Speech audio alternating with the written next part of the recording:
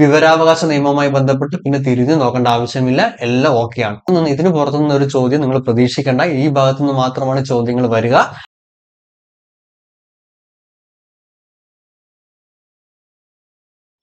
എല്ലാവർക്കും നമസ്കാരം. ലൂസൻ PSCയുടെ വിവരാവകാശ നിയമവുമായി ബന്ധപ്പെട്ട മൂന്നാമത്തെ ക്ലാസ്സിലേക്ക് എല്ലാവർക്കും സ്വാഗതം. ഇന്നത്തെ ക്ലാസ്സിൽ നമ്മൾ ഡിസ്കസ് ചെയ്യുന്നത് ആദ്യത്തെ 2 ക്ലാസ്സുകളിൽ ഡിസ്കസ് ചെയ്തതിന്റെ കണ്ടിന്യൂഷൻ ആണ്. ആ ക്ലാസ് കാണാത്തവർ അതുകൂടി ഒന്ന് കാണാൻ ശ്രമിക്കുക.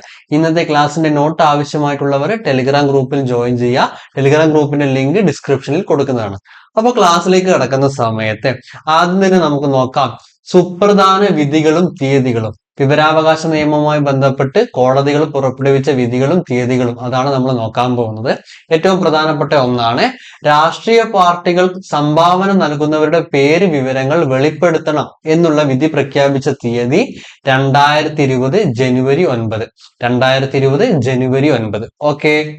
സർവകലാശാലയിൽ നിന്നും മൂല്യനിർണ്ണയം നടത്തിയ ഉത്തരക്കടലാസുകൾക്ക് വിദ്യാർത്ഥികൾക്ക് അവകാശമുണ്ട് എന്നുള്ള വിധി പുറപ്പെടുവിച്ചത് 2019 ഒക്ടോബർ 14. 2019 ഒക്ടോബർ 14 ഇനി അവസാനമായിട്ട് സുപ്രീം കോടതി ചീഫ് ജസ്റ്റിസിന്റെ ഓഫീസും വിവരാവകാശ നിയമത്തിന്റെ പരിധിയിൽ വരും എന്നുള്ള വിധി പ്രഖ്യാപിച്ചത് സുപ്രീം കോടതിയാണ്.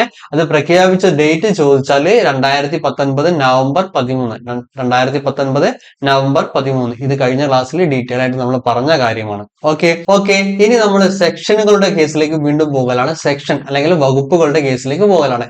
ഇവിടെ നോക്കുന്ന സമയത്ത് നമുക്ക് കാണാൻ സാധിക്കും സെക്ഷൻ 19. സെക്ഷൻ 19 പറയുന്നത് അപ്പീലുകളെ കുറിച്ചാണ്.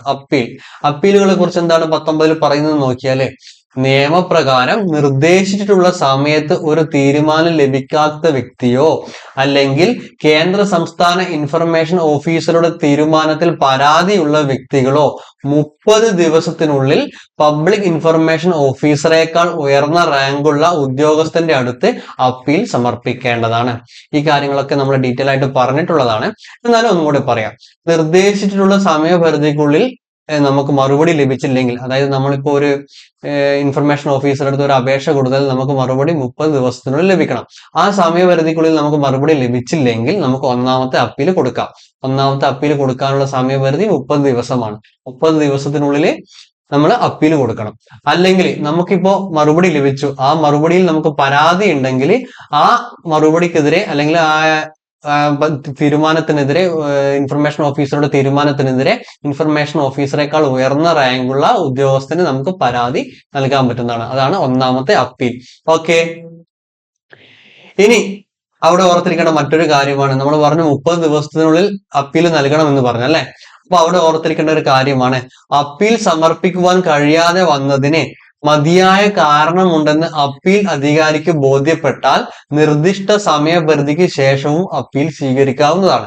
അപ്പൊ നമുക്ക് പരാതി ഉണ്ട്. അപ്പൊ പരാതി കൊടുക്കാൻ സമയത്ത് നമുക്ക് എന്തോ ഒരു അസൗകര്യം കൊണ്ട് നമുക്ക് പരാതി കൊടുക്കാൻ പറ്റിയില്ല. 30 ദിവസത്തിനുള്ളിൽ പരാതി കൊടുക്കാൻ പറ്റിയിട്ടില്ല.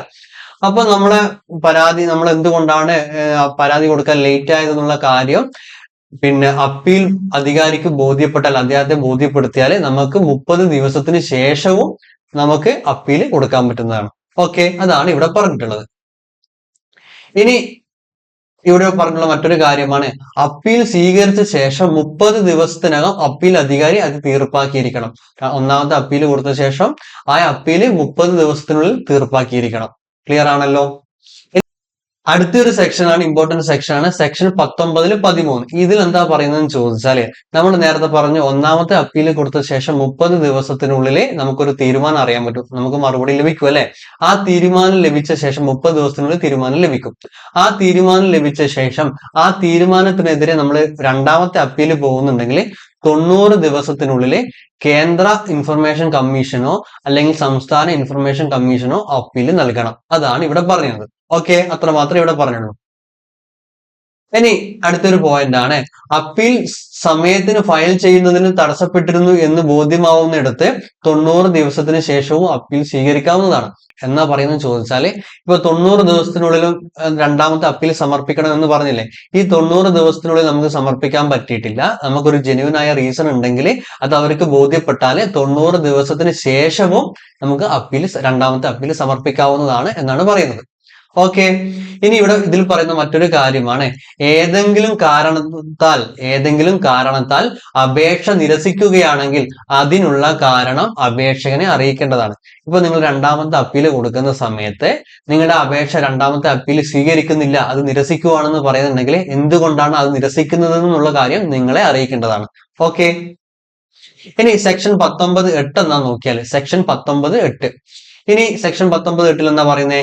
നിയമപ്രകാരം കേന്ദ്ര സംസ്ഥാന ഇൻഫർമേഷൻ കമ്മീഷനുള്ള അധികാരങ്ങളാണ് 19(8) പറയുന്നത്. സെക്ഷൻ 19(8) എന്താ പറയുന്നത്? നിയമപ്രകാരം റൈറ്റ് ടു ഇൻഫർമേഷൻ ആക്ട് പ്രകാരം കേന്ദ്ര സംസ്ഥാന ഇൻഫർമേഷൻ കമ്മീഷനുള്ള അധികാരങ്ങളാണ് സെക്ഷൻ 19(8) പറയുന്നത്. ഓക്കെ, എന്തൊക്കെയാണ് അധികാരങ്ങൾ നോക്കിയാല് ആക്ടിലെ വ്യവസ്ഥകൾ പാലിക്കുന്നതിന് ആവശ്യമായ നടപടികൾ സ്വീകരിക്കുന്നതിന് പൊതു അധികാര സ്ഥാനത്തോട് വ്യവസ്ഥകൾ ആവശ്യപ്പെടുന്നതിനുള്ള അധികാരം. ക്ലിയർ ആണല്ലോ? ഒരു പിഴ ചുമത്തുന്നതിനുള്ള അധികാരം, അപേക്ഷ നിരസിക്കുന്നതിനുള്ള അധികാരം, പൊതു അധികാരിയോട് പരാതിക്കാരന് വന്ന നഷ്ടത്തിനോ മറ്റ് ഹാനിക്കോ പരിഹാരം നൽകുന്നതിന് ആവശ്യപ്പെടുന്നതിനുള്ള അധികാരം. ഒന്നും ഇതിൽ മനസ്സിലാക്കാനൊന്നുമില്ല, സിമ്പിൾ ആണ്, ഒറ്റ വായനയ്ക്ക് നമുക്കിത് മനസ്സിലാവും. ഓക്കെ, കൂടുതൽ എക്സ്പ്ലനേഷന്റെ ആവശ്യമൊന്നുമില്ല. ഓക്കെ, ഇനി അടുത്തൊരു സെക്ഷനാണ് സെക്ഷൻ 20. സെക്ഷൻ 20(1) പിഴകളെ, അതായത് ഓരോ ഫൈനിനെ കുറിച്ച് പ്രതിപാദിക്കുന്നത്, പിഴകളെ കുറിച്ച് പ്രതിപാദിക്കുന്ന സെക്ഷൻ ആണ് സെക്ഷൻ 20(1). ഓക്കെ, പിഴകളെ കുറിച്ച് പ്രതിപാദിക്കുന്ന സെക്ഷൻ. ഓക്കെ, ഇതിൽ എന്താ പറയുന്നത് ചോദിച്ചാല് പിഴ ചുമത്തുന്നതിന് മുമ്പ് ബന്ധപ്പെട്ട പബ്ലിക് ഇൻഫർമേഷൻ ഓഫീസർക്ക് തന്റെ ഭാഗം വ്യക്തമാക്കാനുള്ള ന്യായമായ അവസരം നൽകേണ്ടതാണ്. ഇപ്പോ ഒരു പബ്ലിക് ഇൻഫർമേഷൻ ഓഫീസർക്കെതിരെ ഒരു പിഴ ചുമത്താൻ തീരുമാനിക്കുന്ന സമയത്ത്, എന്തെങ്കിലും നിയമലംഘനത്തിന്റെ മുകളിലോ അല്ലെങ്കിൽ ഡ്യൂട്ടി ചെയ്യാത്തതിന്റെ മുകളിലോ പിഴ ചുമത്താൻ തീരുമാനിക്കുന്ന സമയത്ത് ആ പബ്ലിക് ഇൻഫർമേഷൻ ഓഫീസർക്ക് പറയാനുള്ള കാര്യം കൂടി ഈ കമ്മീഷൻ കേൾക്കണമെന്നാണ്, അതിനൊരു അവസരം കൊടുക്കണമെന്നാണ് ഈ സെക്ഷനിൽ പറയുന്നത്. ഓക്കെ, ഇനി ഇവിടെ പറയുന്ന മറ്റൊരു പോയിന്റ് ആണ് കേന്ദ്ര പബ്ലിക് ഇൻഫർമേഷൻ ഓഫീസറോ സംസ്ഥാന പബ്ലിക് ഇൻഫർമേഷൻ ഓഫീസറോ തന്റെ ചുമതലകളിൽ വിട്ടുവീഴ്ച വരുത്തി അല്ലെങ്കിൽ വീഴ്ച വരുത്തി എന്ന് തെളിഞ്ഞാൽ അയാൾക്കെതിരെ ബാധകമായ സർവീസ് ചട്ടങ്ങൾ പ്രകാരം ശിക്ഷാ നടപടികൾക്ക് കേന്ദ്ര സംസ്ഥാന ഇൻഫർമേഷൻ കമ്മീഷന് ശുപാർശ ചെയ്യാവുന്നതാണ്. ഇതിൽ പറയുന്ന കാര്യം എന്താണെന്ന് ചോദിച്ചാല് ഇപ്പൊ കേന്ദ്ര ഇൻഫർമേഷൻ ഓഫീസറോ സംസ്ഥാന ഇൻഫർമേഷൻ ഓഫീസറോ അദ്ദേഹം ചെയ്യേണ്ട ഡ്യൂട്ടി കൃത്യമായി ചെയ്തില്ലെങ്കിൽ, അദ്ദേഹത്തിന്റെ ജോലിയിൽ വീഴ്ച വരുത്തിയാല് അദ്ദേഹത്തിനെതിരെ സർവീസ് ചട്ടങ്ങൾ അനുസരിച്ച് നടപടികൾ സ്വീകരിക്കാനുള്ള ശുപാർശ കേന്ദ്ര സംസ്ഥാന ഇൻഫർമേഷൻ കമ്മീഷന് നൽകാവുന്നതാണ്. ഓക്കെ, ഇനി അടുത്തൊരു ഇമ്പോർട്ടന്റ് സെക്ഷൻ ആണ് സെക്ഷൻ 24(1). സെക്ഷൻ 24(1). ഇനി ഇതിൽ എന്താ പറയുന്നത് നോക്കിയാല് വിവരാവകാശ നിയമത്തിൽ നിന്നും ഒഴിവാക്കപ്പെട്ട കേന്ദ്ര സർക്കാർ സ്ഥാപനങ്ങളെ കുറിച്ചാണ് പറയുന്നത്.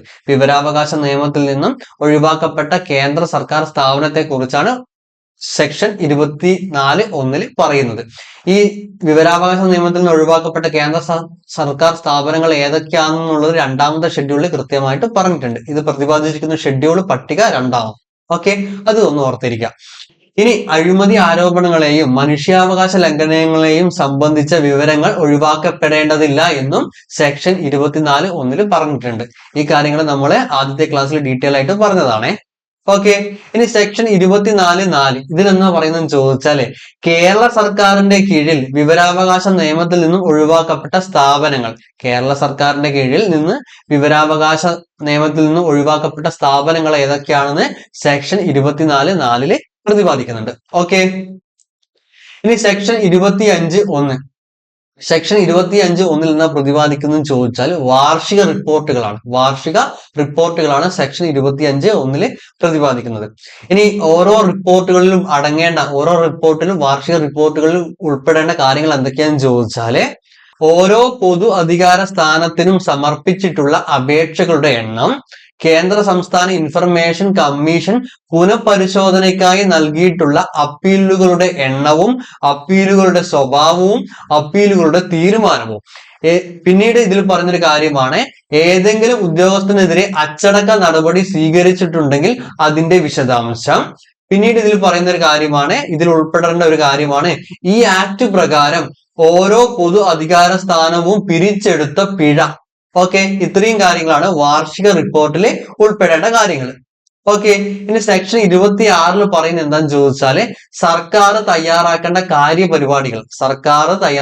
കാര്യപരിപാടികളാണ് സെക്ഷൻ 26 പറയുന്നത്. വിവരാവകാശ നിയമത്തിന്റെ ശരിയായ വിനിയോഗം ഉറപ്പുവരുത്താൻ വേണ്ടി സർക്കാർ ജനങ്ങളെ ബോധവൽക്കരിക്കുന്നതിന് വേണ്ടി നടത്തുന്ന പരിപാടികള്, പരസ്യങ്ങള്, ഇതിനെപ്പറ്റിയൊക്കെ പറയുന്നതാണ് സെക്ഷൻ 26. ഓക്കെ, ഇവിടെ ഇത്ര മാത്രമേ പറയാനുള്ളൂ. അതൊന്ന് ഓർത്ത് വെച്ചാൽ മതി. സർക്കാർ തയ്യാറാക്കേണ്ട കാര്യപരിപാടികളാണ് സെക്ഷൻ 26 പറയുന്നത്. ഓക്കെ, സെക്ഷൻ 27 എന്ന് പറയുന്നത് നോക്കിയാല് ഈ ആക്ടിലെ വ്യവസ്ഥകൾ നടപ്പാക്കുന്നതിന് സമുചിത സർക്കാരിന് ഔദ്യോഗിക ഗസറ്റിൽ വിജ്ഞാപനം വഴി ചട്ടങ്ങൾ ഉണ്ടാക്കാവുന്നതാണ്. അത് പ്രതിപാദിക്കുന്നതാണ് സെക്ഷൻ 27. ഓക്കെ, സെക്ഷൻ 28 പറയുന്നതെന്ന് ചോദിച്ചാല് ക്ഷമതയുള്ള അധികാര സ്ഥാനത്തിന് ചട്ടങ്ങൾ ഉണ്ടാക്കാനുള്ള അധികാരം ഉണ്ട് എന്ന് പ്രതിപാദിക്കുന്നതാണ് സെക്ഷൻ 28. ക്ഷമതയുള്ള അധികാര സ്ഥാനത്തിന് ചട്ടങ്ങൾ ഉണ്ടാക്കാനുള്ള അധികാരം ഉണ്ട് എന്ന് പ്രതിപാദിക്കുന്ന സെക്ഷനാണ് സെക്ഷൻ 28. അപ്പൊ 27, 28 മാറിപ്പോവരുത്, ഓർത്തിരിക്കാം. ഓക്കെ, ഇനി അടുത്ത സെക്ഷനാണ് സെക്ഷൻ 29. സെക്ഷൻ 29 എന്ന് പറയുന്നത് നോക്കിയാൽ കേന്ദ്ര സർക്കാർ ആക്ട് പ്രകാരം ഉണ്ടാക്കിയ ഓരോ ചട്ടങ്ങളും, അതായത് സെക്ഷൻ 27 പ്രകാരം ഉണ്ടാക്കിയ ഓരോ ചട്ടങ്ങളും അത് ഉണ്ടാക്കിയ ശേഷം വേഗത്തിൽ തന്നെ പാർലമെന്റ് സമ്മേളനത്തിൽ ആയിരിക്കുമ്പോൾ അതിന്റെ ഓരോ സഭയുടെയും മുൻപാകെ വെക്കേണ്ടതാണ്. നമ്മൾ നേരത്തെ പറഞ്ഞെന്തായിരുന്നു? സെക്ഷൻ 27 പ്രകാരം സമുചിത സർക്കാരിന് ഔദ്യോഗിക ഗസറ്റിൽ വിജ്ഞാപനം വഴി ചട്ടങ്ങൾ ഉണ്ടാക്കാം എന്ന് പറഞ്ഞു അല്ലെ. ഈ ഉണ്ടാക്കുന്ന ചട്ടങ്ങള് കേന്ദ്ര സർക്കാർ ലോക്സഭയുടെയും രാജ്യസഭയുടെയും മുമ്പാകെ വേഗത്തിൽ തന്നെ പ്രസന്റ് ചെയ്യണം എന്നാണ് സെക്ഷൻ 29 പറയുന്നത്. അതേപോലെ തന്നെ സെക്ഷൻ 29 പറയുന്ന മറ്റൊരു കാര്യമാണ് സംസ്ഥാന സർക്കാർ വിജ്ഞാപനം വഴി ഉണ്ടാക്കുന്ന ചട്ടങ്ങള് സംസ്ഥാനത്തിലെ നിയമസഭയ്ക്ക് മുമ്പിൽ അവതരിപ്പിക്കണം, പെട്ടെന്ന് തന്നെ അവതരിപ്പിക്കണം എന്ന് പറയുന്ന സെക്ഷനാണ് സെക്ഷൻ 29. ഓക്കെ, ഈ രണ്ട് കാര്യങ്ങൾ സെക്ഷൻ 29 പറയുന്നത്. ഓക്കെ, ഇനി സെക്ഷൻ 29 കഴിഞ്ഞ് 30 എന്താന്ന് നോക്കിയാല് സെക്ഷൻ 30 എന്താന്ന് നോക്കിയാല് നിയമത്തിലെ വ്യവസ്ഥകൾ പ്രാബല്യത്തിൽ കൊണ്ടുവരുന്നതിന് എന്തെങ്കിലും വിഷമതകൾ ഉണ്ടാവുകയാണെങ്കിൽ കേന്ദ്ര സർക്കാരിന് ആ വിഷമതകൾ നീക്കം ചെയ്യാൻ ആവശ്യമായ വ്യവസ്ഥകൾ ഔദ്യോഗിക ഗസറ്റിൽ പ്രസിദ്ധീകരിക്കുന്ന ഉത്തരവ് വഴി ഉണ്ടാക്കാവുന്നതാണ്. അതായത് ഈ നിയമത്തിൽ ഏതെങ്കിലും വ്യവസ്ഥകൾ നടപ്പാക്കുന്നതിന് എന്തെങ്കിലും തടസ്സങ്ങൾ ഉണ്ടായാൽ കേന്ദ്ര സർക്കാരിന് ഔദ്യോഗിക ഗസറ്റിൽ വിജ്ഞാപനം വഴി ആ തടസ്സങ്ങൾ നീക്കുന്നതിനുള്ള പുതിയ വ്യവസ്ഥകൾ ഉണ്ടാക്കാൻ പറ്റും എന്നാണ് സെക്ഷൻ 30 പറയുന്നത്. ഓക്കെ, അങ്ങനെ ഉത്തരവ് വഴി പുതിയ വ്യവസ്ഥകൾ ഉണ്ടാക്കാൻ പറ്റും എന്നാണ് സെക്ഷൻ 30 പറയുന്നത്. ഓക്കെ, ഇനി ഓരോ ഉത്തരവും അത് ഉണ്ടാക്കിയ ശേഷം ആകുന്നത്ര വേഗത്തിൽ പാർലമെന്റിന്റെ ഇരു സഭകളിലും വയ്ക്കേണ്ടതാണ്. ഇപ്പോ പുതിയൊരു വ്യവസ്ഥ ഉണ്ടാക്കിയാലേ, ഗസറ്റിലെ വിജ്ഞാപനം വഴി പുതിയൊരു വ്യവസ്ഥ ഉണ്ടാക്കിയാലേ അത് എത്രയും പെട്ടെന്ന് തന്നെ പാർലമെന്റിന്റെ, അതായത് ലോക്സഭയുടെയും രാജ്യസഭയുടെയും മുമ്പാകെ വെക്കണം എന്നാണ് സെക്ഷൻ 30 പ്രകാരം പറയുന്നത്. ഓക്കെ, അപ്പൊ ഇത്രയും കാര്യങ്ങളാണ് PSC പരീക്ഷയ്ക്ക് വിവരാവകാശ നിയമവുമായി ബന്ധപ്പെട്ടിട്ട് നമ്മൾ പഠിച്ചിരിക്കേണ്ട കാര്യങ്ങള്. ഇത്രയും ഭാഗത്തു നിന്നല്ലാതെ ഇതിന് പുറത്തുനിന്ന് ഒരു ചോദ്യം നിങ്ങൾ പ്രതീക്ഷിക്കേണ്ട. ഈ ഭാഗത്തു നിന്ന് മാത്രമാണ് ചോദ്യങ്ങൾ വരിക. അപ്പോ ഇത്രയും കാര്യങ്ങൾ കൃത്യമായി പഠിച്ചാൽ ഈ ഭാഗത്തു നിന്നൊക്കെ വരുന്ന ചോദ്യങ്ങൾക്ക് നിങ്ങൾക്ക് കൃത്യമായിട്ട് ആൻസർ ചെയ്യാൻ പറ്റുന്നതാണ്. നെഗറ്റീവ് മാർക്കില്ലാതെ തന്നെ നിങ്ങൾക്ക് ആൻസർ ചെയ്യാൻ പറ്റുന്നതാണ്. ഓക്കെ, അപ്പോ ഇതുമായി ബന്ധപ്പെട്ട നോട്ട് നമ്മുടെ ടെലിഗ്രാം ഗ്രൂപ്പിൽ ഉടൻ തന്നെ അപ്ലോഡ് ചെയ്യുന്നതാണ്. നോട്ട് ആവശ്യമുള്ളവർ ടെലിഗ്രാം ഗ്രൂപ്പിൽ ജോയിൻ ചെയ്യാം. ഓക്കെ, ഇനി അടുത്ത ക്ലാസ്സിൽ നമ്മൾ ചെയ്യാൻ ഉദ്ദേശിക്കുന്ന കാര്യം എന്താണെന്ന് ചോദിച്ചാൽ വിവരാവകാശ നിയമവുമായി ബന്ധപ്പെട്ട് PSC മുൻ വർഷങ്ങളിൽ ചോദിച്ച ചോദ്യങ്ങൾ, പ്രീവിയസ് ഇയർ ക്വസ്റ്റ്യൻസ് നമ്മൾ ഡിസ്കസ് ചെയ്യും. അതുകൂടി ചെയ്താൽ വിവരാവകാശ നിയമവുമായി ബന്ധപ്പെട്ട് പിന്നെ തിരിഞ്ഞു നോക്കേണ്ട ആവശ്യമില്ല, എല്ലാം ഓക്കെയാണ്. ഓക്കെ, അപ്പോൾ നിങ്ങൾ ഇതുവരെ ചാനൽ സബ്സ്ക്രൈബ് ചെയ്തില്ല, ഒന്ന് സബ്സ്ക്രൈബ് ചെയ്യണേ. അത് എനിക്കും നിങ്ങൾക്കും ഉപകാരമായിരിക്കും. അപ്പോൾ ഇത്രയൊക്കെയാണ് ഇന്നത്തെ ക്ലാസ്സിൽ നമ്മൾ പറയാൻ ഉദ്ദേശിക്കുന്നത്. Thank you.